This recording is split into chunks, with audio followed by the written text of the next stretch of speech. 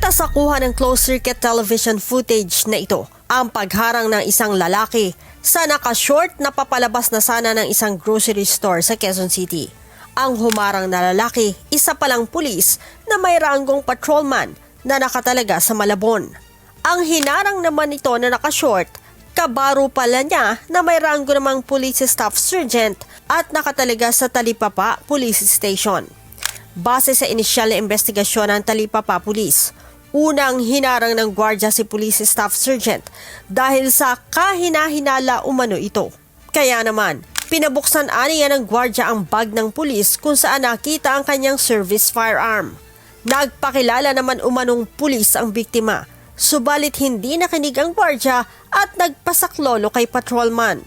Bakit naman po sa investigation namin na binusgahan lang itong dahil sa physical kasuotan niya, dahil nga naka-jacket, tapos yung meron siyang parang sa ulo kasi nga umuulan. So doon po nag-base yung suspicion nila, hindi po doon sa wala pong nakitang baril visible sa mata. Dito na hinarang at sinampal ni patrolman ng baril ang papalabas na sanang biktima. Yung police na victim complainant natin is isang investigator dito sa AUR which is covered yung grocery store, tsaka pauwi na siya. Tsaka hindi naman nakatak yung baril niya. It is allegedly nasa loob po ng sling bag, no? At tsaka hindi siya visible.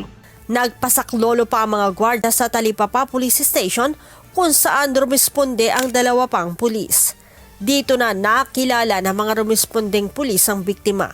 Kung makita mo sa CCTV, doon pa lang nagpakilala na yung victim complainant natin na isa siyang police, dito siya naka-assign. Tapos, hindi lang maniwala ito si suspect police kasi nga in doubt siya dahil nga naka-civilian. Pero sabi nga ng victim complainant natin, police ako, ito nagpakita na siya ng mga identification niya. Tapos doon niya lang siya na-convince na police talaga. Nung dumating na yung personnel natin na sila mismo nagpatunay na police niya, kasama nila ng police. Bunsod nito, mabilis na inaresto ang suspect dahil sa pananakit. Kahit naman siguro hindi police yung naupakan, no? It is still not right, no? It is excessive naman yung force na ginamit doon. Makita naman natin na wala namang resistance. So his hands was already in race na ayaw na nang mag-resist. So, kahit naman siguro civilian yun, mali pa rin yun sir.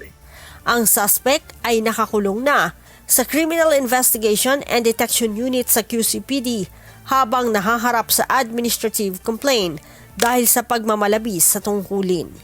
Leia Ilagan, humahataw sa balita.